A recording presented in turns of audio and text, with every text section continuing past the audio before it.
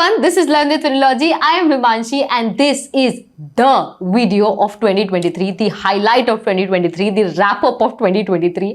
आज जो हम डिस्कस करने वाले हैं वो हमने साल भर में जितना कुछ पढ़ा है उन सब चीजों का एक निचोड़ है। इस सेशन में हम 50 क्वेश्चंस देखेंगे। आपको लगेगा कि सिर्फ 50 क्वेश्चंस में 2023 रैप अप हो जाएगा, तो ऐसा नहीं है। उन क्वेश्चंस के साथ मैं उस क्वेश्चन की तो सारी इंफॉर्मेशन बताऊंगी ही, उसके साथ साथ जितने और एंगल्स हो सकते हैं और इंडेक्सेस हो सकते हैं और अवार्ड और अपॉइंटमेंट, सब कुछ एक साथ 360 डिग्री कवरेज के साथ मैंने इस पर काम किया है। And I am telling you, I have worked really hard for this video. बहुत सारी इंफॉर्मेशन एक साथ लाना, एक तरीके से अलाइन करना, रिकॉर्ड करना, प्रेजेंट करना, it is one hell of a task, but I could do it because last year का जो रिस्पॉन्स था वो बहुत ही अच्छा था, बहुत अच्छा लगा था। पिछले साल का रैप अप अगर आपने वो नहीं देखा वो भी देख सकते हैं, but that has actually motivated me to make this 2023 possible for you. So I really hope that you enjoy this video, that you actually wrap up the year 2023. All that it takes is for you to watch this video with patience, with a notebook and with one rule कि आप जब उस question को देखें उसका answer पहले pause करके खुद लिखें, उसे मार्क करें and at the end of the session मुझे अपना स्कोर कमेंट में जरूर बताइएगा। तो चलिए फाइनली इस साल का आखिरी वीडियो शुरू करते हैं। तो चलिए शुरू करते हैं हमारे पहले सवाल के साथ। विच of the following is not one of the advance versions of project 17A alpha frigate class. तो ये बहुत इंपॉर्टेंट है, इसमें नॉट दिया गया है। तो यहाँ अगर आप ध्यान से देखें तो Nilgiri, Udayagiri, Mahendragiri have been part of this class, जहां पे टोटल 7 शिप्स की बात की गई है। पर हिमाद्री गलत है, एक्चुअली इसका दूसरा ऑल्टरनेटिव हिमगिरी सही है। तो ये जितनी 7 शिप्स है वो सारी की सारी इंडक्ट की गई थी, जिसमें से रिसेंट ये लास्ट 2 है, विंध्यागिरी, महेंद्रगिरी। अब इसी के साथ आपने 5th कलवरी क्लास सबमरीन के बारे में भी सुना होगा, जहां कलवरी, खांदेरी, करंज, वेला इन्हें इंडक्ट किया गया था। अभी रिसेंटली वागीर को कमीशन किया गया है और अगले साल वागशीर को कमीशन करने वाले हैं। तो ये जो सीक्वेंस है इसका भी आपको पता होना चाहिए। Let's move on to the next question. Which of the following was not the reason for Joshimath sinking? मतलब इनमें से एक ऐसा क्या रीजन था जो जोशीमठ सिंकिंग में इंपॉर्टेंट नहीं था या रीजन नहीं था? देखिए उत्तराखंड की इस जगह पे बहुत बड़ी बड़ी क्रैक्स हमने देखी थी घरों में, जो कि एक रीजन था लैंड सब्सिडेंस का। बट यहाँ इंफ्रास्ट्रक्चर डेवलपमेंट हुआ, सिस्मिक एक्टिविटी हुई, क्लाइमेट चेंज हुआ जो इसका रीजन था, but not the incessant flooding. Then India did not win which of the following? इस साल हमने बहुत सारी चीजों में जीत हासिल की है, आपको बताना है कि इनमें से किस चीज में हमने जीत हासिल नहीं की है। सही जवाब है option A, that is 1 and 2, यानी कि हमने बाकी 2 ये जरूर जीते हैं। तो चलिए मैं आपको सारे इंपॉर्टेंट जो इवेंट्स हैं वो एक एक करके दिखाती हूं, आप इसे ध्यान से देखकर पॉज करके भी पढ़ सकते हैं। पहला है हॉकी वर्ल्ड कप, जो इंडिया ने नहीं जीता, जर्मनी ने जीता, and the runner up was Belgium, held in Odisha. Then the Junior Hockey Asia Cup held in Oman, winner was India, runner up was Pakistan. ICC World Test Championship जो जीती Australia ने, and the runner up was India, which was held in London. Hero intercontinental cup बहुत important है, हमने जीता इसे by defeating Lebanon और ये इंडिया में ही हुआ था। हमारे इंडियन कैप्टन कौन है? Sunil Chhetri. Then the Women's Junior Asia Cup, इसे भी इंडिया ने जीता, runner up was Korea, which was held in Japan. Asian kabaddi championship, of course ये भी हमने जीती, रनर अप वाज ईरान, ये हमारा 8वां चैंपियनशिप था, which was held in Korea. Then the Asian champions trophy, ये Indian team, women team and men team दोनों के द्वारा ये जीता गया था, ये बहुत ही इंपॉर्टेंट विक्ट्री है हमारे लिए, ये भी आपको पता होना चाहिए। फिर एशिया कप भी जो हमने जीता बाय डिफीटिंग श्रीलंका, ये हमारा 8th टाइटल था। Okay, so with that let's move on to the 4th question. देखिए ऐसे ही ये पैटर्न होने वाला है आज के वीडियो का, हम सवाल देखेंगे और उसके आसपास की जितनी इंपॉर्टेंट न्यूज है सबको एक साथ समराइज करेंगे, क्योंकि ये एक रिवीजन क्लास है। 4th क्वेश्चन है, what is not true about the ICC women's under 19 world cup held this year? तो ये जो इस इवेंट है उससे रिलेटेड सवाल है। तो आपको अगर ये पता होगा तो ये पहली बार था कि हमारी वुमेन्स टीम ने ये खिताब जीता था। तो ऑफ कोर्स ऑप्शन ए सही नहीं होगा, तो इसका जो अगेंस्ट है यानी कि ऑप्शन बी लॉजिकली देखें तो वो गलत हो जाएगा। तो हमने ये जीता था by defeating England, and player of the series was given to Grace Stevens and most runs to Shweta Sehrawat. Then about India launching which of the following operation to help the earthquake stricken Turkey country? तो earthquake जो है यहाँ पर बहुत बड़े पैमाने पर हुआ था, 7.8 मैग्नीट्यूड का, जहाँ 40,000 से ज़्यादा लोगों की डेथ हुई थी, बहुत ज़्यादा हानि हुई थी, नुकसान हुआ था लोगों का, प्रॉपर्टी का। एंड ये नॉर्थ एलेटोनियन फॉल्ट जो है वहाँ उसके आसपास हुआ था, तो ये बहुत बड़ी न्यूज़ बनी थी, जहाँ इंडिया ने हेल्प भेजी थी वाया ऑपरेशन दोस्त। वैसे आपको ऑपरेशन कावेरी पता होना चाहिए जो हमने सूडान में भेजा था फॉर हेल्प, एंड साइक्लोन मोका से बचाने के लिए बांग्लादेश और म्यांमार में हेल्प भेजी थी ऑपरेशन करुणा के थ्रू। आगे बढ़ते हैं with the 6th question. Who establish the Arya Samaj? तो आर्य समाज का एस्टैब्लिशमेंट किसके द्वारा किया गया?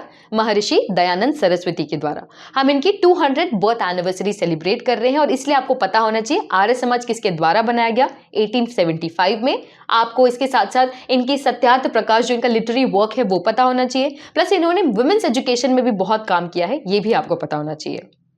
फिर लिथियम जो है पिछले साल काफी ज्यादा न्यूज में था because of a lot of reserves that we found in our country. But अगर ग्लोबली मैं आपसे पूछूं तो कौन सी कंट्री है लार्जेस्ट प्रोड्यूसर ऑफ लिथियम? सही जवाब है ऑस्ट्रेलिया। अब अगर इंडियन कॉन्टेक्स्ट की बात करें तो मिनिस्ट्री ऑफ माइंस ने करीब 5.9 मिलियन टन्स ऑफ लिथियम जो है खोजा था इन जम्मू कश्मीर, और इससे हमारी जो इंटरनेशनल इंपोर्ट पर डिपेंडेंसी है वो काफी हद तक रिड्यूस होगी, क्योंकि यही लिथियम हम यूज करते हैं हमारी इलेक्ट्रिक व्हीकल्स और उसकी बैटरीज में। और हम चाहते भी हैं एज अ कंट्री कि हम 2070 तक नेट जीरो एमिटर बने। ओके, नेक्स्ट इसी तरीके का एक सवाल है कि इंडियन रेलवेज ने क्या कमिट किया है कि वो नेट जीरो कार्बन एमिटर कौन से साल तक बनेंगे? तो यहां सही जवाब है 2030। देखिए ऐसे डायरेक्ट क्वेश्चंस भी आपके पास आ सकते हैं। तो इंडियन रेलवेज का भी ये मायना है, ये चाहते हैं कि लार्जेस्ट एम्प्लॉयर होने के साथ साथ ये इस तरीके के कदम भी उठाएं। ओके, लास्ट ईयर हमने अडानी हिंडनबर्ग रो भी बहुत ज्यादा न्यूज में सुनी थी, काफी ज्यादा ये न्यूज में सुनी थी। अब अगर मैं आपसे सिंपल सा सवाल पूछूं कि हिंडनबर्ग आखिर है क्या अडानी हिंडनबर्ग रो में, तो आपका सही जवाब होगा yes, option A, that is ये एक रिसर्च कंपनी थी।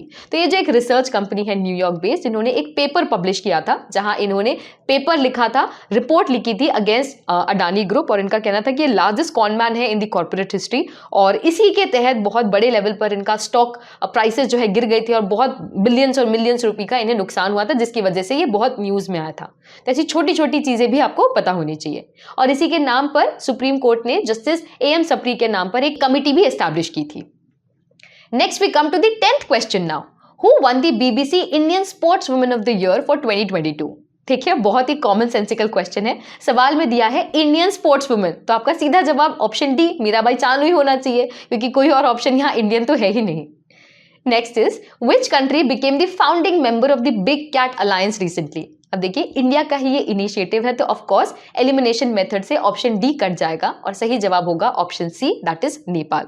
तो ये जो बिग कैट अलायंस है, यहाँ हम tiger, lion, leopard, snow leopard, इन सब के कंजर्वेशन की बात करते हैं। जितनी भी 97 रेंज कंट्रीज है, हम सभी में नेचुरल हैबिटेट्स जो है उन कंट्रीज को एक साथ लाकर कंजर्वेशनिस्ट और एक्सपर्ट के थ्रू इस अलायंस पर काम कर रहे हैं और इनके कंजर्वेशन पे भी। अब आगे बढ़ते हैं, कुछ इलेक्शंस की बात करते हैं, क्योंकि इलेक्शंस इतने इंपॉर्टेंट रहे हैं। तो आपको मुझे बताना है कि ECI election commission of India किस आर्टिकल में आती है in the constitution. Very very important. सही जवाब है आर्टिकल 324। तो सिर्फ इलेक्शंस ही नहीं, ऑल्सो बिकॉज आम आदमी party recently got the national party का स्टेटस, इस वजह से भी ECI न्यूज में रही है। अब ECI का ही ये काम होता है कि इलेक्शन कंडक्ट करे, पार्टी को सिंबल्स दे और उन्हें नेशनल पार्टी भी डिक्लेयर करे। तो इनकी ड्यूटी से भी सवाल आ सकते हैं, आम आदमी पार्टी से भी सवाल आ सकते हैं। ओके, और अगर आपसे पूछा जाए कि कौन सी पार्टी नेशनल पार्टी बन सकती है, तो वो अगर इन 3 में से किसी भी क्राइटेरिया को फुलफिल करते हैं तो वो नेशनल पार्टी आगे बन सकते हैं। Alright, let's move to the 13th question. What is incorrect about the new parliament building? नई पार्लियामेंट बिल्डिंग को इस साल इनॉग्रेट किया गया था, ये भी एक बहुत बड़ा अचीवमेंट था हमारे लिए। इसमें से इनकरेक्ट होगा ऑप्शन सी, यानी कि chief architect is not Edwin Lutyens, it is actually mister Bimal Patel. Edwin Lutyens पुरानी जो बिल्डिंग है उसके आर्किटेक्ट थे, और बाकी सारी चीजें जो दी गई थी 75 रुपए का कॉइन, कॉस्टिंग और सेंगोल, ये सब भी न्यूज में था। इसी के साथ सेंगोल जो है ये बेसिकली पावर का ट्रांसफर दर्शाता है जो जवाहरलाल नेहरू जी को दिया गया था लॉर्ड माउंटबैटन के द्वारा। तो एक लंबा सा एक सेप्टर है सिल्वर और गोल्ड से बना हुआ। Alright, next question is the Kuki and Meitei related question. आपको बताना है कि ये कम्युनिटी कहां से बिलोंग करती है। तो हम इन कम्युनिटीज की बात इसलिए कर रहे हैं क्योंकि यहां पर रिजर्वेशन से रिलेटेड और बहुत ज्यादा अपने रिप्रेजेंटेशन से रिलेटेड लड़ाई चल रही थी, वायलेंस चल रहा था, जिस वजह से ये एक नेशनल न्यूज बन गई थी। ओके, तो यहां पर सही जवाब है option D, that is Manipur. इस पर मैंने एक वीडियो भी बनाया था, तो अगर आप इसकी पूरी जानकारी चाहते हैं तो इस वीडियो को देख सकते हैं। Now we are in the 15th question. Recently, Supreme Court gave judgment on union territory over administration and control and power distribution. आपको बताना है कि ये जो जजमेंट है और इसके ऊपर जो काउंटर बेसिकली एक्ट आया था वो कौन सी यूनियन टेरिटरी के बारे में था। तो सही जवाब है दिल्ली। तो देखिए, सुप्रीम कोर्ट ने मई महीने में एक जजमेंट, एक ऑर्डिनेंस दिया था कि दिल्ली गवर्नमेंट का जो पावर डिस्ट्रीब्यूशन है वो ऐसा होगा कि दिल्ली गवर्नमेंट बाकी सब चीज देख सकती है except law and order and public matters. But इस बात को फिर से ओवरटर्न करते हुए जो सेंट्रल गवर्नमेंट है उन्होंने दिल्ली सर्विसेज बिल को लागू कर दिया, ये कहते हुए कि यहां पर अब भी जो लेफ्टिनेंट गवर्नर है उनका ही से ज्यादा होगा, यानी सेंटर का। तो ये जजमेंट आपको पता होनी चाहिए, ये एक्ट पता होना चाहिए। ऑल्सो दैट सुप्रीम कोर्ट ने recently legalisation of the same sex marriage को डिसमिस किया था, तो ये भी एक बहुत बड़ी न्यूज बनी थी from the end of the supreme court. तो यहाँ पे आर्टिकल 21 याद रखिएगा, क्योंकि राइट टू लाइफ के अंदर ही इसे एक्सटेंड करना था। Next is the 16th question. आपको बताना है कि Laureus sportsman of the year award किसे दिया गया इस साल। सही जवाब है लियोनेल मेसी। तो ये काफी इंपॉर्टेंट है। स्पोर्ट्स वुमेन भी आपको पता होना चाहिए, शेली एन फ्रेजर। अगर सवाल होता कि बैलन डियोर और Laureus sportsman of the year किसे दिया गया, तो दोनों जगह आपका सही जवाब होता लियोनेल मेसी, क्योंकि ये दोनों इन्होंने ही जीता है। ठीक है, तो मेन वुमेन कैटेगरी आपको दोनों पता होने चाहिए। अब क्योंकि नीरज चोपड़ा भी यहाँ ऑप्शन में दिया गया है, तो चलिए उनकी बात कर लेते हैं। दोहा डायमंड लीग इन्होंने इस साल जीती है, plus he is the first Indian man to be rank world number 1 men's javelin ranking में, ये भी काफी बड़ा अचीवमेंट था।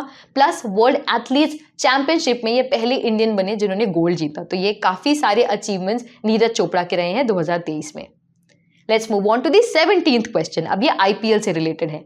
आपको बताना है उस प्लेयर का नाम जिन्होंने इतने सारे अवार्ड जीते, orange cap, game changer of the season, emerging player of the award, ये सारे के सारे इन्होंने जीते। तो ये है शुभमन गिल। ओके, तो इस साल का जो आईपीएल है उसमें विनर थी सीएसके की team, runner up was Gujarat Titan and venue ये था नरेंद्र मोदी स्टेडियम। और बाकी जितने भी अवार्ड्स हैं जैसे कि पर्पल कैप वगैरह वो भी यहाँ पर एक साथ दिए गए हैं। आई होप आपके लिए ये बहुत जल्दी जल्दी नहीं हो रहा है। आई एम जस्ट ट्राइंग कि मैं आपका रैप अप करा सकूं 2023 का, और जितने क्रिस्प तरीके से हो, जितने जल्दी आप रिवाइज कर सके, उतना हमें जो है मजा आता है चीजों को देखने में और पढ़ने में। Next question is which country won the FIFA under 20 world cup and FIFA women's world cup of 2023। दोनों का आपको ध्यान रखना है। इसमें से अगर आपको एक भी पता हो तो आपका जवाब सही हो सकता है। यहां सही जवाब होगा Uruguay and Spain, that is option A. तो अंडर 20 जीता गया था यूरुग्वे ने, और ये पहली बार इन्होंने जीता by defeating Italy. And the next was the FIFA women's world cup, जो जीता स्पेन ने by defeating England. Now coming to this question, India won which of the following. तो यहां हमने सिर्फ अंडर 16 ही नहीं, अंडर 19 ही नहीं, बट ओवरऑल SAFF चैंपियनशिप भी जीती थी। तो एक एक करके आपके सामने टेबल आएगा जहां पे इन सभी चैंपियनशिप की इंफॉर्मेशन है, कहां लोकेशन था, कौन विनर थे और कौन रनर अप थे। तो एक एक करके इस टेबल को आप देखिए और इससे नोट्स भी जरूर बनाइएगा। 20th question is about the incorrect match. आपको बताने कि सारे जो समिट्स है वो कहां पर हुए थे और इनमें से कौन सा गलत मैच है। तो G20 समिट इंडिया में हुआ था, Quad leaders was held in India, 15th BRICS summit was in South Africa, but जो SCO समिट है वो कजाकिस्तान में नहीं हुआ था, ये वर्चुअली होस्ट किया गया था by the Indian prime minister Modi. But ये फिर भी इंपॉर्टेंट था क्योंकि नए मेंबर ईरान को इसमें ऐड किया गया है। 15 ब्रिक्स समिट बहुत इंपॉर्टेंट था, यहाँ पे नए मेंबर्स के एक्सपेंशन की बात की गई है जो 2024 से होने वाला है, तो ये भी आपको ध्यान रखना है। क्वाड लीडर समिट में पार्टिसिपेट किया ऑस्ट्रेलिया, जापान, इंडिया और यूएसए ने, जिसे एशियन नेटो भी कहा जाता है। एंड दी G20 समिट जो कि बहुत इंपॉर्टेंट है, इस पर मैंने एक YouTube वीडियो भी बनाया था based on all the MCQs। अगर आपने वो नहीं देखा है, डू वॉच इट, इसमें से सवाल आ सकते हैं। इसकी थीम, इसके आउटकम्स, पहला कब कौन समिट था, हिस्ट्री, सारी चीजें इसमें इंपॉर्टेंट है। जैसे कि अफ्रीकन यूनियन नया इसका मेंबर बना है, यानी कि अब G21 बन गया। अब लूनर मिशंस पर आते हैं। आपको बताना है कि इनमें से क्या गलत है अबाउट द लूनर मिशंस। तो पहला ऑप्शन जो दिया है वो लूना 1 के बारे में है, जो कि एब्सोल्युटली सही है। ये पहला लूनर मिशन था टुवर्ड्स द मून। अब तक 4 कंट्रीज लैंड हो चुकी है इंक्लूडिंग इंडिया। अब थर्ड ऑप्शन कहता है दैट इंडियाज थर्ड अटेम्प्ट था ये in landing. No, it was the second attempt. Chandrayaan 2 के बाद this was the third attempt. तो ऑप्शन सी जो है वो गलत रहेगा। इसी के साथ लूना 25 आपको पता होना चाहिए, this was Russia's latest attempt जो क्रैश हो चुका था। अब चंद्रयान भी बहुत इंपॉर्टेंट है, इस पर भी मैंने MCQ रिलेटेड वीडियो बनाया है, बहुत ही होलिस्टिक, एक अलग से एक्सप्लेन करता हुआ वीडियो भी बनाया है, तो दोनों चीजें आप जरूर देखिएगा। इसके कंपोनेंट्स, इसकी कॉस्ट, इसके जितने भी एलिमेंट्स है, सारे इंपॉर्टेंट है। ओके, सिमिलर फैशन में हमने आदित्य L1 लॉन्च किया था for observing the sun for the next 5 years, तो ये भी काफी इंपॉर्टेंट है। आदित्य मतलब होता है सन, L1 मतलब होता है लैग्रेंज पॉइंट जहां ये स्टेशन होगा। फिर आपको बताना है कि कौन से नंबर का अमेंडमेंट बिल है जिसे पास किया गया था to reserve the 33% seats in parliament. तो यहां सही जवाब होगा 128। बहुत ही इंपॉर्टेंट है। ये जो 33% है ये रिजर्व करेगा seats in Lok Sabha, state assemblies and Delhi assemblies for the next 15 years। और इसी के साथ सब रिजर्वेशन भी दी जाएगी marginal groups, SCs and STs को भी। अब हमारे जो यूनेस्को हेरिटेज लिस्ट है वो काफी बढ़ चुकी है, टोटल 42 है, बट उनमें से आपको बताना है कि जो इकलौती मिक्स्ड हेरिटेज साइट है वो कौन सी है, तो वो है कंचनजंगा नेशनल पार्क। अब इसकी बात हम इसलिए कर रहे हैं क्योंकि Shantiniketan from West Bengal and the temples और the sacred ensembles of Hoysala in Karnataka, इन्हें भी ऐड किया गया है। तो अब टोटल 42 हेरिटेज साइट्स है इंडिया से। 24th क्वेश्चन पूछ रहा है अबाउट द एशियन गेम्स, जो कि एक बहुत ही बड़ा इवेंट है हमारे लिए। इससे रिलेटेड सारी चीजें इंपॉर्टेंट है, ये कब हुआ, कौन हमारे फ्लैग बेयरर्स थे, हमारी मेडल टैली क्या थी, सारी चीज। इस पर भी मैंने एक वीडियो बनाया था, but I think that was made for the course. Now let's see the question. Chain chain, Kong Kong and Lian Liang were the mascots, but ये किसे डिपिक्ट करते हैं? तो इसका सही जवाब है रोबो। ठीक है, ये 19th एडिशन था, इस पे काफी सारी चीजें हुई थी। हमारा जो मेडल टैली में रैंक है वो 4th है, सबसे ज्यादा मेडल जीते थे चाइना ने। Now we come to the half of today's video, that is the 25th question. आपको बताना है that which of the following country is not part of the Five Eyes Alliance. देखिए Five Eyes Alliance न्यूज में इसलिए थी क्योंकि Indo Canada relations खराब हो रहे थे और ये अलायंस आपस में डेटा शेयर करती है, तो इस बात पर ये अलायंस सामने आया था। नॉट पूछा गया है, तो सही जवाब होगा ऑप्शन सी, यानी कि यूएसए, कनाडा, यूके, न्यूजीलैंड और Australia are part of this alliance. Next is in relation to the Israel Palestine war, जो कि एक बहुत ही बड़ा टॉपिक है। इस पर भी मैंने एक वीडियो कोर्स में बनाया था, बट इसमें से बहुत सारे सवाल पूछे जा सकते हैं जो काफी इंपॉर्टेंट है, जिनमें से एक ज्योग्राफी रिलेटेड क्वेश्चन है that which river marks the boundary between Jordan and Israel. तो यहां सही जवाब है जॉर्डन रिवर। तो आप अगर इसकी ज्योग्राफी देखेंगे तो ये सही हो जाएगा। एक्चुअली यहां पर ऑपरेशन अल अक्सा स्टॉर्म लॉन्च किया गया था by the Palestinians, that is the Gaza पट्टी, और उसके रिगार्ड में इजराइल ने फिर स्टेट ऑफ वॉर डिक्लेयर कर दिया था। और यहाँ पे क्योंकि कंडीशन इतनी खराब थी, इसलिए इंडिया ने ऑपरेशन अजय लॉन्च किया था to evacuate Indians from here. Okay, next let's move on to the world cup, जो कि अगेन एक बहुत ही दिल के करीब हमारा एक इवेंट है। आपको बताना है that which of the following country has not one the world cup yet. तो यहाँ सही जवाब होगा नीदरलैंड्स। इस टेबल को आप देखिए, जितनी भी विनिंग कंट्रीज रही है उनका नाम यहाँ दिया है।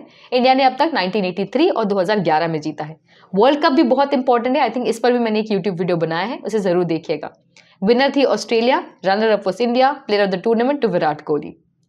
Next is which of the following is not one of the wonders of the world. तो हमारी लिस्ट जो है अब थोड़ी बढ़ चुकी है, इसलिए option A, B, C and D, जो काफी सारे लोगों ने टिक किया होगा, ये भी अब हिस्सा है वंडर्स ऑफ द वर्ल्ड का। तो इसमें कोई भी गलत नहीं है, सारे के सारे are part of the wonders of the world. Okay, तो जितने भी हमारी लिस्ट है वो मैंने यहाँ मेंशन किया है। प्लस अंकोर वॉट, जो कि कंबोडिया में है, इसे बिल्ड किया गया था किंग सूर्यवरम 2 के द्वारा।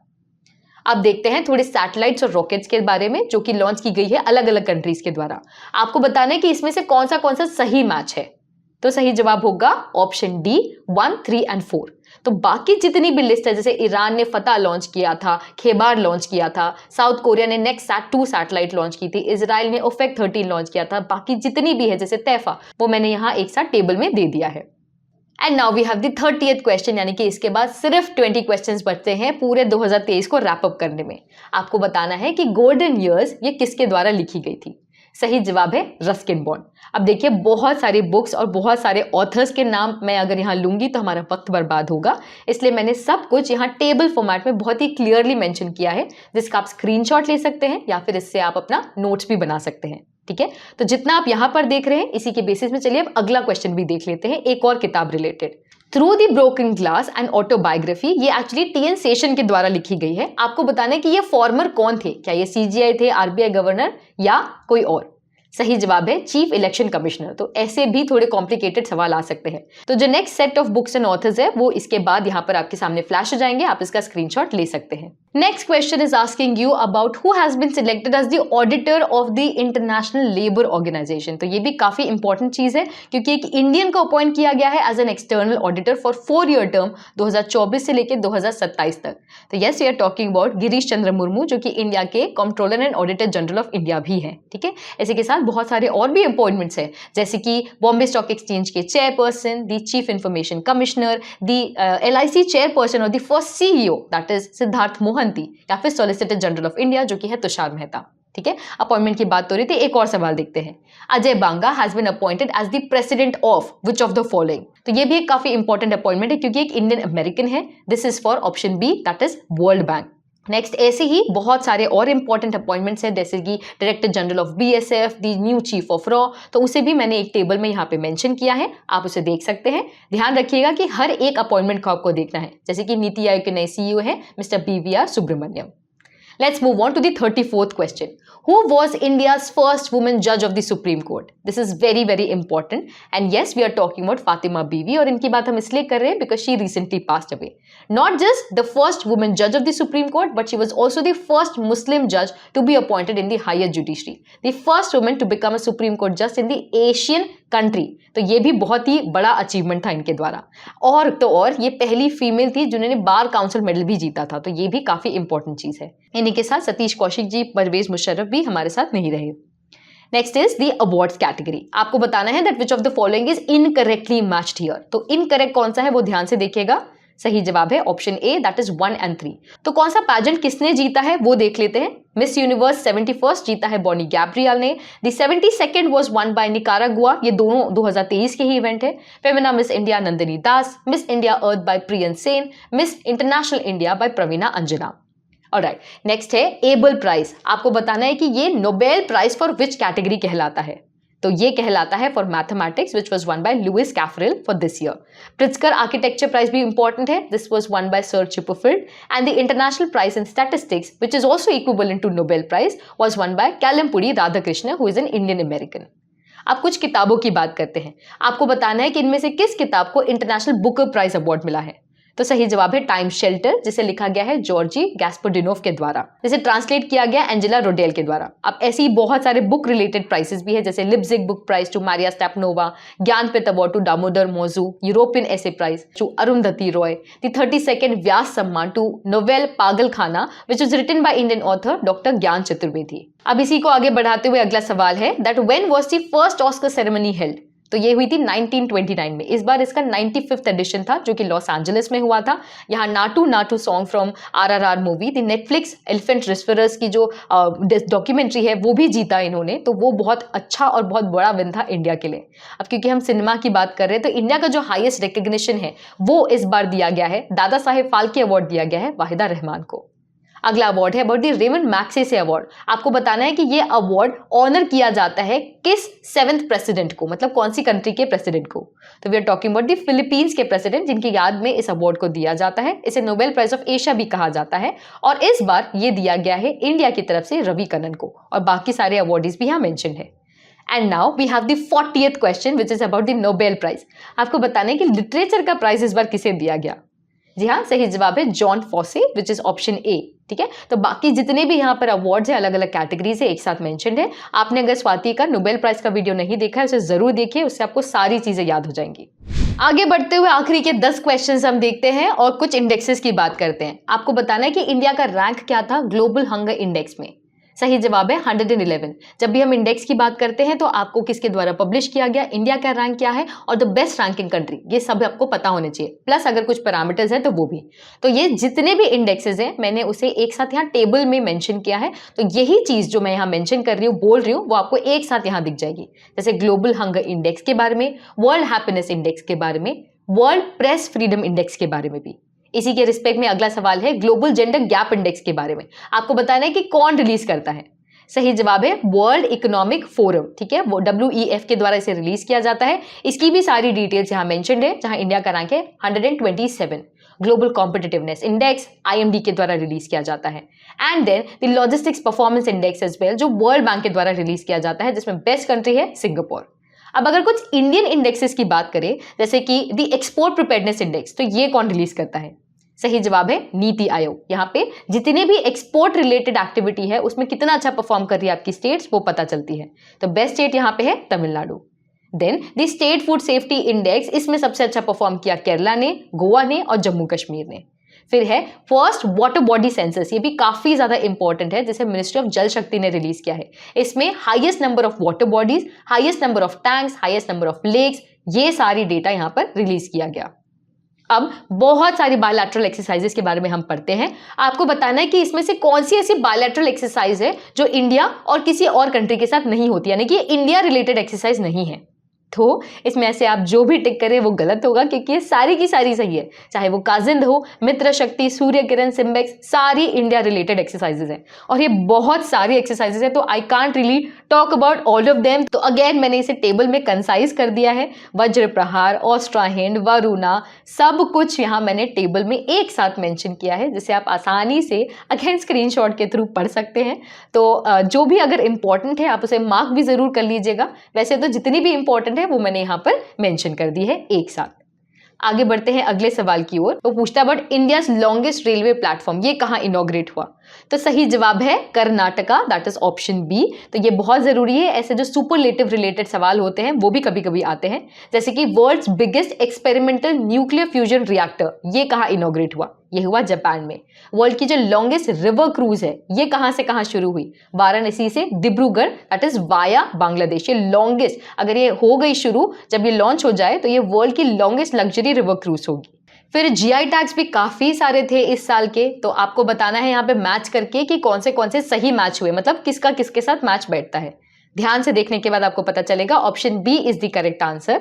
तो अगेन इसके जितने भी मैच है जीआई टैग, स्टेट और उसके प्रोडक्ट मैंने अगेन टेबल में दिए हैं, बहुत सारे जितने भी हैं सभी इंपॉर्टेंट है। तो इसे ध्यान से देखिएगा, स्क्रीनशॉट से देखिएगा। अगर आप चाहें तो इसमें कुछ लॉजिक लगा सकते हैं, जैसे उड़ीसा के लोग ज्यादा चावल खाते हैं इसलिए कोरापुट काला जीरा जो है वो वहां के लोगों से आप अटैच कर सकते हैं। कुछ अगर आप वियर्ड लॉजिक लगाए तो आप चीजों को जो है अच्छे से याद कर पाएंगे। फॉर एग्जाम्पल तमिलनाडु के लोग पान ज्यादा खाते हैं इसलिए बीटल लीव्स वहां की जो है उसे जीआई टैग दिया गया। ऐसे कुछ लॉजिक लगाते चलिए और इस जीआई टैग को याद कीजिएगा। आगे अगला 47th क्वेश्चन है, विच of the following is incorrect? तो यहाँ पे ढेर सारे फर्स्ट दिए गए हैं, आपको बताना है कि इनमें से क्या इनकरेक्ट है।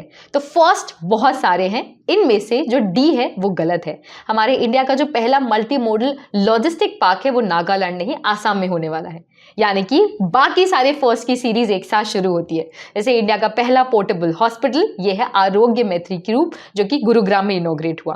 भूटान वाला पहली country to entirely sterilize its street dogs. पहली state to 100% have electrified railway network की है हरियाणा। इंडिया की पहली इंटरनेशनल क्रूज लाइनर है कोस्टा सेरेना। इंडिया की पहली सिटी ऑफ लिटरेचर है कोरिकोड, जिसे यूनेस्को के द्वारा दिया गया। पहली स्टेट जिसमें सभी डिस्ट्रिक्ट्स में हॉलमार्किंग सेंटर्स है तो वो भी है केरला। इंडिया की पहली सोलर सिटी है सांची मध्य प्रदेश में। इंडिया की पहली 3D प्रिंट पोस्ट ऑफिस है बेंगलुरु में। इंडिया का पहला 24/7 वीडियो बैंकिंग सर्विस दिया गया है एयू स्मॉल फाइनेंस बैंक के द्वारा। एयरटेल पेमेंट बैंक बना इंडिया का पहला eco friendly debit card. Okay, ऐसे ही जितने भी और फर्स्ट है मैंने एक एक करके यहाँ पे मेंशन किया है, आप प्लीज इसे ध्यान से एक बार पॉज करके जरूर पढ़िएगा। एक और फर्स्ट देख लेते हैं इसका सवाल कि यूनेस्को की पहली लिविंग हेरिटेज यूनिवर्सिटी कहाँ है और कौन सी है। तो इसे रिसेंटली अनाउंस किया गया था, जो कि है विश्व भारती, जिसे बनाया गया था हमारे रविंद्रनाथ टैगोर जी के द्वारा इन 1921। क्योंकि ये लिविंग है इसलिए ये बहुत इंपॉर्टेंट है, और क्योंकि ये पहली है इसलिए ये और भी ज्यादा इंपॉर्टेंट है। ठीक है, जो बाकी बचे हमारे फर्स्ट है जैसे कि पहली ई गवर्न स्टेट, पहली वाटर मेट्रो इन कोची, पहला वल्चर कंजर्वेशन पूरे वर्ल्ड में, ये कहाँ पर है? उत्तर प्रदेश में। ऐसी बहुत सारी चीजें मैंने यहाँ एक एक लाइन में मेंशन की है, उसे जरूर देखते हुए चलिए। अगला सवाल 49th क्वेश्चन है, first civic state to launch green bonds, ये कौन सा है? तो ये है इंदौर की जो हमारी म्युनिसिपल कॉर्पोरेशन है उन्होंने लॉन्च किया था। ठीक है, अब जो आखिरी के हमारे बचे फर्स्ट है वो अगेन यहाँ पे आप देखिएगा। फर्स्ट कॉन्स्टिट्यूशनली लिटरेट डिस्ट्रिक्ट कौन सा है? तो ये कोल्लम केरला का है। पहला पाम लीफ मैन्युस्क्रिप्ट म्यूजियम ये भी केरला में है। अंडर वाटर मेट्रो कहाँ पर है? कोलकाता में है। तो ऐसे करके ये सारी चीजें आप जरूर देखिएगा। अब हम बढ़ते हैं हमारे आखिरी सवाल में, जो कि है फर्स्ट रिलेटेड ही, बट ये फर्स्ट वुमेन की कैटेगरी में है। देखिए, वुमेन की कैटेगरी भी बहुत इंपॉर्टेंट होती है, क्योंकि कई बार हम देखते हैं कि सवाल इनसे आते हैं, तो मैंने अलग से एक आखिरी सवाल इनके लिए रखा है। Who became the first female cricket player to have a statue cast in her honor? तो we are talking about Belinda Clark, जो कि ऑस्ट्रेलिया की प्लेयर है और इनका जो स्टैच्यू है वो सिडनी क्रिकेट ग्राउंड के बाहर है। ठीक है, ऐसी ढेर सारी फर्स्ट फीमेल्स रही है, जैसे कि पहली महिला umpire to officiate in the men's T20 match Kim Cotton, first women astronaut from Saudi that is Rayyanah Barnawi, and the first female prime minister of Equatorial Guinea was Manuela Roka Botey. तो जितनी भी important चीजें थी मैंने कोशिश की कि यहाँ आपको फर्स्ट के थ्रू भी एक साथ कंसाइज करके पहुंचा सकूं। वीडियो तो खत्म हो गया, बहुत पेशेंस लगी इसे खत्म करने में, पूरा पढ़ने में, एक एक चीज को समझने में, but I think it is worth the wait, worth the patience, because I try to cover almost everything. कुछ ना कुछ चीजें छूट ही जाएंगी, मैं कैसे पूरा साल, पूरे महीने कैसे कवर कर सकती हूँ। I tried and covered almost all the important and the highlighted events. So, if you found it useful, do not forget to hit the like button. वो बहुत मीन करता है मेरे लिए, मुझे पता चलेगा कि आपको ये वीडियो अच्छा लगा, आपके ये काम आया। और अगर आप एक स्टेप आगे जाना चाहें, मुझे कमेंट करके अपना स्कोर और इस वीडियो का एनालिसिस आपको कैसा लगा ये भी जरूर बताइए। और अगर आप हमारे कोर्सेज चेकआउट करना चाहते हैं, learn.finlogy जरूर विजिट कीजिए, ताकि आप हमारे आने वाले 2024 के कोर्सेज में एनरोल कर सके। Till then, keep learning and I shall see you in the next one.